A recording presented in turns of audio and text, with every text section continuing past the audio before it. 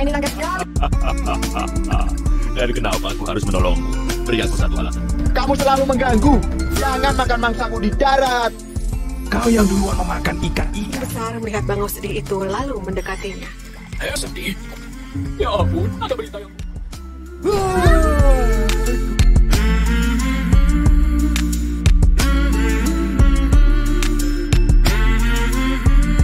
Hai, pelajar hebat di seluruh Indonesia. Jumpa lagi dengan saya. Kali ini materi kita adalah tentang dongeng. Salah satu dongeng yang selalu digemari dari zaman ke zaman adalah fabel. Kalau kalian perhatikan bagian intro, kalian bisa menyaksikan ada berbagai macam fabel.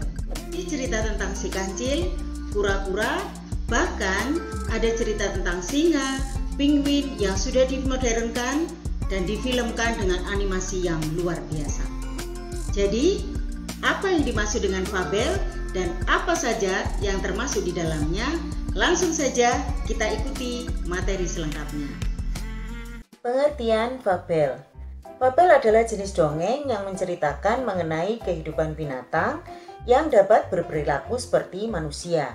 Mereka dapat berpikir, berlogika, berperasaan, berbicara, bersikap, bertingkah laku, dan lain-lain, sebagaimana halnya manusia dengan bahasa manusia. Sama seperti manusia, mereka digambarkan memiliki watak antagonis dan protagonis. Binatang yang berwatak antagonis digambarkan sebagai pihak jahat, seperti suka menipu, licik, suka menang sendiri, dan sombong. Dan yang protagonis digambarkan sebagai pihak baik, seperti pintar, senang berteman, suka membantu, sopan, dan jujur. Dalam penyajiannya, fabel bersifat mendidik dan disajikan sebagai kiasan kehidupan manusia untuk mendidik masyarakat. Tujuan cerita fabel. Fabel juga disebut dengan cerita moral karena mengandung pesan yang berkaitan dengan moral. Fabel menjadi salah satu sarana dengan potensi yang tinggi di dalam menanamkan nilai-nilai moral dalam kehidupan sejak dini. Selain itu, fabel dibuat untuk mendidik anak-anak karena biasanya mereka menyukai tokoh binatang. Melalui cerita fabel, anak-anak dapat mencontoh karakter tokoh yang baik dan tidak mencontoh karakter tokoh yang buruk. Adapun ciri-ciri cerita fabel yaitu: yang pertama, bersifat fiksi, artinya merupakan cerita rekaan atau imajinasi pengarang. Yang kedua, tokoh utama dalam cerita adalah binatang. Yang ketiga, memiliki penggambaran moral serta karakter dan berperilaku seperti manusia. Yang keempat, karakter dari tokoh diuraikan dengan rinci. Yang kelima, umumnya memiliki alur cerita yang pendek dan sederhana. Dan yang keenam, pada umumnya menggunakan alur maju. Cerita memiliki rangkaian peristiwa yang menunjukkan kejadian sebab akibat dan diurutkan dari awal sampai akhir atau biasa disebut secara kronologis. Yang ketujuh, fabel lengkap dengan penggunaan latar tempat. Biasanya latarnya adalah alam seperti gunung, hutan, sungai, kolam, latar waktu, latar sosial, dan latar emosional. Yang kedelapan, ciri bahasa yang digunakan yaitu kalimat naratif, kalimat langsung, dan menggunakan kata sehari-hari atau bahasa percakapan sehingga mudah dipahami. Dan kesembilan, sudut pandang yang digunakan adalah sudut pandang orang ketiga, artinya menceritakan tokoh lain. Yang kesepuluh, gaya bercerita secara lisan. Dan yang terakhir, mengandung amanat atau pesan berharga untuk pembaca yang kadang ditulis langsung dalam akhir cerita. Selanjutnya adalah jenis fabel. Yang pertama, berdasarkan kurun waktu pembuatan, kita kenal ada fabel klasik dan fabel modern. Fabel klasik adalah cerita tentang dunia binatang yang memang sudah dikenal sejak zaman dulu dan tidak diketahui jelas kapan waktu munculnya. Ciri-ciri dari fabel klasik adalah tema lebih sederhana, ceritanya pendek, banyak terdapat pesan-pesan moral, dan sifat hewani dari tokoh masih sangat melekat. Contohnya, kisah kancil dan buaya, kelinci dan kura-kura, kepiting dan burung bangau, kerbau dan buaya, dan lain-lain. Nah, berikutnya fabel modern. Fabel modern adalah cerita yang muncul karena sengaja ditulis dalam kurun waktu yang belum relatif lama. Cerita ini dibuat sebagai sebuah ekspresi kesusastraan. Banyak juga yang dibuat dengan berdasarkan keadaan yang saat ini sedang terjadi. Apabila dilihat dari jumlahnya, fabel modern lebih banyak daripada fabel klasik. Tokoh binatang pada fabel modern ini biasanya lebih beragam. Bisa dari binatang apa saja, seperti contohnya ular, burung, singa, ikan, serta masih banyak lagi. Ciri-ciri fabel modern adalah karakter setiap tokohnya unik, ceritanya bervariasi, bisa panjang atau pendek, dan temanya lebih rumit. Contohnya Animal Farm, Happy Feet, Lion King, Rio Sea Bluebird, dan lain-lain. Yang kedua, berdasarkan asal pembuatan, kita kenal ada fabel lokal atau kedaerahan, yaitu fabel yang berasal dari daerah dan penyebarannya terbatas pada ruang lingkup daerah itu sendiri. Kemudian ada fabel Nusantara, yaitu fabel yang berasal dari daerah dan telah menyebar ke seluruh pelosok Nusantara. Dan yang ketiga adalah fabel internasional, yaitu fabel yang berasal dari suatu negara dan telah menyebar ke seluruh dunia. Bagian yang ketiga, berdasarkan latar, perwatakan, dan susunannya, kita kenal ada fabel alami dan fabel adaptasi.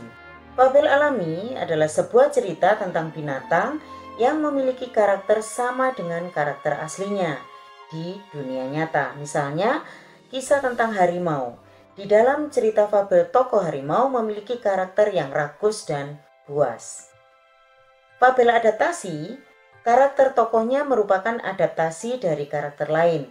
Sifat para tokoh berbeda dengan aslinya.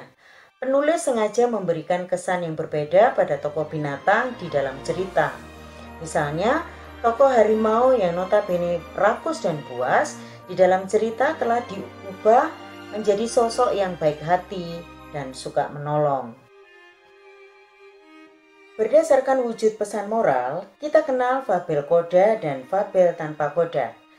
Fabel koda yaitu fabel yang menampilkan pesan secara jelas atau eksplisit di akhir cerita.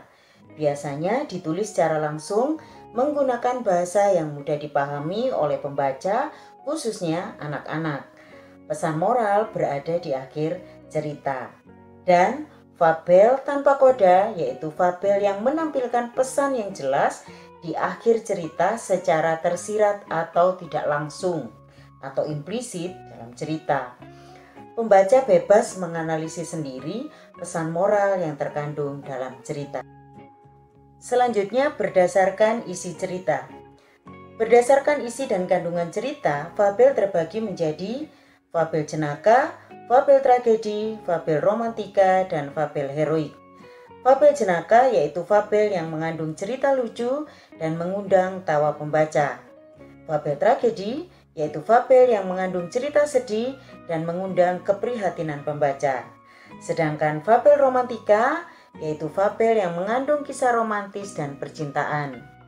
Adapun fabel heroik yaitu fabel yang mengandung cerita kepahlawanan dan perjuangan. Struktur fabel. Sebagaimana cerita pada umumnya, fabel juga memiliki struktur cerita yaitu orientasi, komplikasi, resolusi, dan koda. Orientasi merupakan bagian yang menunjukkan pengenalan tokoh dan karakter, waktu, serta tempat dalam cerita. Biasanya terdapat pada bagian awal cerita. Bagian ini sampai pada awal masuk ke tahap berikutnya. Komplikasi merupakan bagian dari fabel yang menunjukkan konflik awal atau munculnya masalah dalam cerita. tokoh mengalami konflik baik dengan diri sendiri maupun dengan tokoh lainnya, sehingga mencapai klimaks atau puncak masalah atau puncak konflik. Pada bagian klimaks, bisa saja tokoh utama salah dalam mengambil langkah. Adapun resolusi adalah bagian dari cerita yang berisi tentang penyelesaian masalah yang ada dalam cerita dengan cara yang kreatif. Dan bagian koda merupakan bagian terakhir dari cerita fabel. Ini berisikan perubahan yang terjadi pada tiap-tiap tokoh yang bermain dan akhir cerita, serta pelajaran atau pesan moral atau amanat pengarang yang bisa kita ambil dari cerita tersebut. Dalam fabel, judul tidak termasuk dalam struktur, tetapi memegang peranan penting karena berfungsi untuk menjelaskan tema secara umum atau gambaran dari cerita tersebut. Untuk lebih memahami struktur cerita fabel, perhatikan tabel struktur dengan ciri isi dan bahasa berikut ini.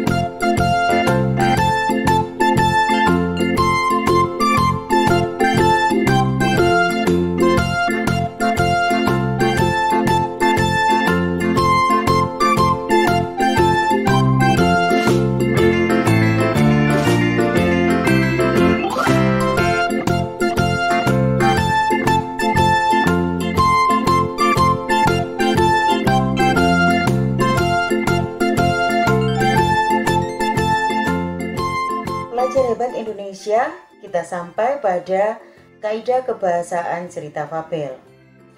Kaidah kebahasaan di sini didasarkan pada bahasa yang digunakan dalam cerita fabel. Berikut ini adalah unsur kebahasaan atau kaidah kebahasaan yang umum pada teks cerita fabel, yaitu diksi atau pilihan kata, penggunaan sinonim dan antonim kata sifat, kata kerja, kata sandang, keterangan tempat dan waktu, kata penghubung, kata seru, serta kalimat langsung dan tidak langsung. Mari kita perhatikan satu persatu. Yang pertama, diksi atau pilihan kata. Diksi atau pilihan kata yang tepat dalam mendeskripsikan watak dan perilaku tokoh serta suasana akan mempengaruhi nilai rasa, imajinasi, dan emosi pembaca. Contoh, untuk menggambarkan latar suasana. Hangat sinar matahari menyentuh kulit burung hantu. Ini untuk menggambarkan suasana pagi. Selanjutnya, sinar matahari memecut kulit meninggalkan warna kemerahan untuk menggambarkan suasana siang. Berikut adalah penggambaran latar tempat. Telaga 3 warna bak pelangi. Selanjutnya, di tengah hutan atau di hutan belantara. Nah, itu contohnya. Berikut adalah contoh untuk penggambaran latar waktu. Kala itu, pada zaman dahulu, di siang hari yang terik, pada malam yang syahdu, dan lain-lain. Yang kedua, sinonim dan antonim kata sifat. Kata sifat juga termasuk bagian dari diksi yang sengaja dipilih untuk digunakan agar nilai rasa dan emosi pembaca semakin bertambah. Perhatikan contoh kata sifat dengan sinonim dan antonimnya pada tabel berikut ini.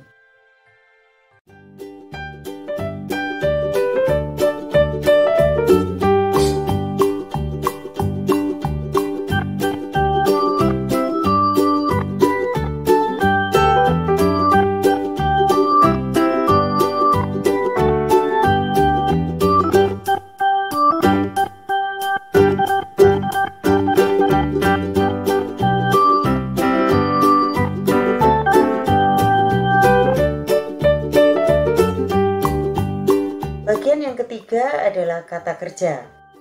Kita kenal dua macam kata kerja, yaitu kata kerja aktif transitif dan kata kerja aktif intransitif.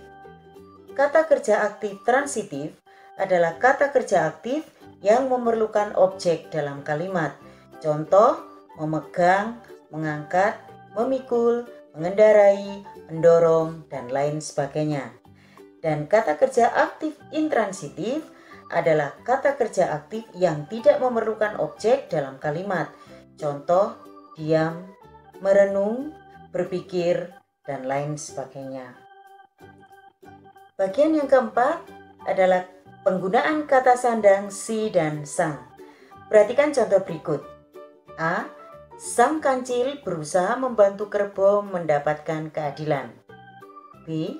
Si kepompong hanya diam saja ketika si semut terus mengejeknya. C. Keduanya, si lamban dan sang kancil, mereka dikenal sebagai binatang yang baik hati. Contoh D. Mengapa si lamban selalu memiliki banyak teman dibandingkan dengan si kelinci? Tanya Pak Guru. Penulisan kata kancil pada contoh kalimat A dan B mengalami perbedaan. Pada kalimat A, kata kancil ditulis dengan huruf kecil pada awalnya dan didahului kata sang. Sedangkan pada kalimat C, kancil ditulis dengan huruf kapital di awalnya. Perhatikan tabel perbedaan penggunaan si dan sang berikut ini.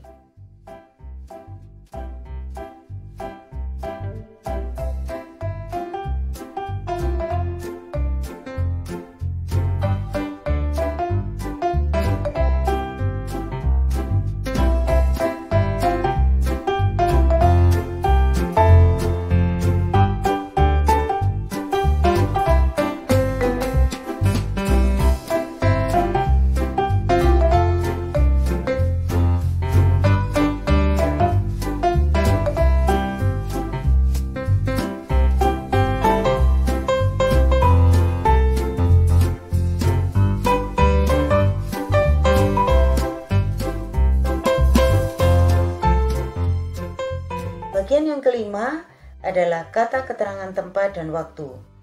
Keterangan tempat dan waktu digunakan dalam cerita fabel untuk lebih menghidupkan suasana cerita. Perhatikan tabel perbedaan keterangan tempat dan waktu berikut. Keterangan tempat yang pertama menggunakan kata depan di. Kata depan di diletakkan sebelum kata keterangan tempat dan ditulis terpisah. Contoh, dikisahkan di sebuah hutan rimba, sang raja hutan yaitu singa sedang duduk melamun. Kamu hanya bisa menaruh wortel tersebut di pohon itu. Yang kedua, menggunakan kata yang menyatakan tempat seperti rumah, hutan, telaga, dusun, kolam, sudut ruang, sebuah pohon, dan lain-lain. Berikut penggunaan keterangan waktu. Yang pertama, menggunakan kata depan pada. Kata depan pada diletakkan sebelum kata keterangan waktu. Contoh, Alkisah pada suatu hari di sebuah telaga, atau diceritakan pada suatu malam yang gelap gulita. Yang kedua, menggunakan kata keterangan waktu seperti tatkala, sewaktu, serta, selagi, sementara, selama, ketika, dan lain-lain. Catatan, baik kata depan, di, maupun pada tidak boleh diletakkan di awal kalimat. Perhatikan contoh bentuk yang benar dan penulisan bentuk yang salah.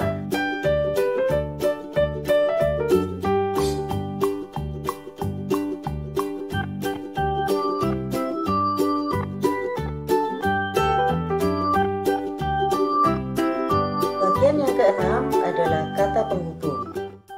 Kata penghubung ada dua macam, yaitu kata penghubung intrakalimat dan antar kalimat.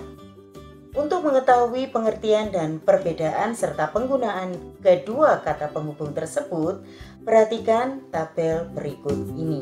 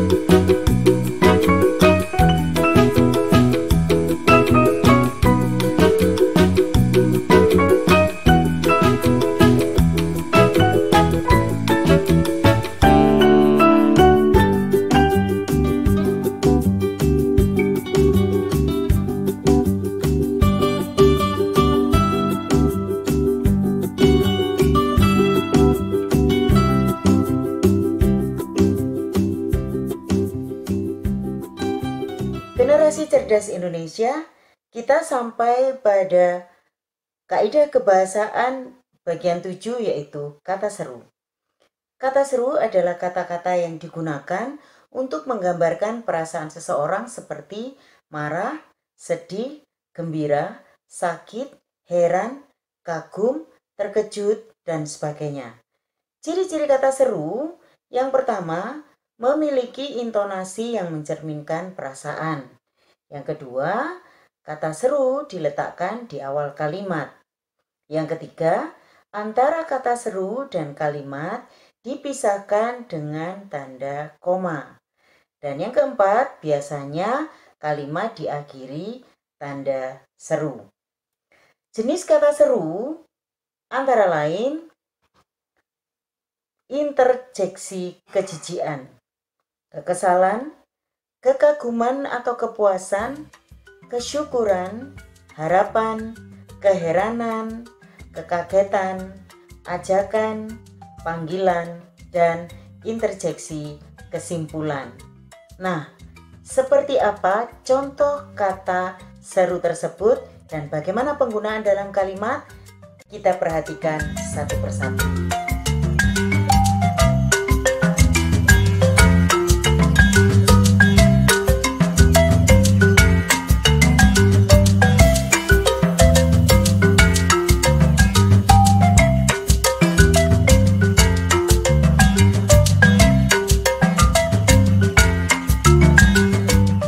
Sampai pada bagian kaidah kebahasaan yang ke-8, yaitu kalimat langsung dan tidak langsung.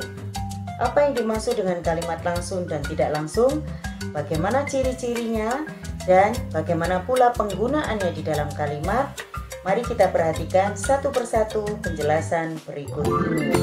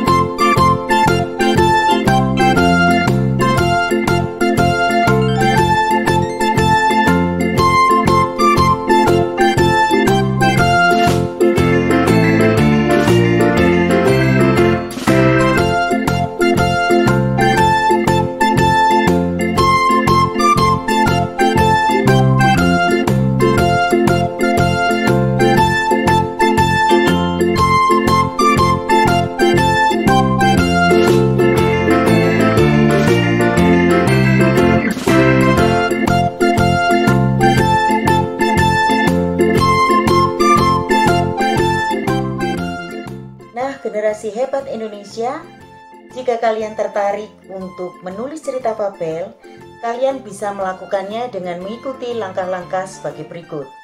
Yang pertama, tentukan tema cerita. Yang kedua, tentukan amanat yang akan disampaikan kepada pembaca.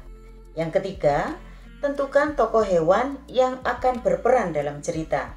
Dalam menentukan tokoh hewan, perhatikan sifat dan kebiasaannya karena akan mencerminkan watak tokoh. Yang keempat, tentukan latar tempat, waktu, dan suasana cerita. Setelah itu, yang kelima, buatlah kerangka cerita dengan memperhatikan struktur fabel, orientasi, komplikasi mulai dari awal, krisis sampai dengan klimaks, kemudian resolusi, dan koda. Jangan lupa menyertakan amanat yang sudah kita siapkan. Yang keenam, kembangkan kerangka cerita tersebut menjadi cerita fabel yang utuh. Dan yang terakhir, yaitu yang ketujuh, berilah judul yang dapat mencerminkan tema cerita. Demikian tadi sajian kita tentang fabel. Semoga kalian bisa mengambil pelajaran dari materi ini dan semakin mencintai budaya Indonesia, secara khusus tentang dongeng-dongeng klasik. Terima kasih sudah mampir di channel saya, dan jangan lupa tetap jaga kesehatan. Sampai jumpa pada video-video selanjutnya.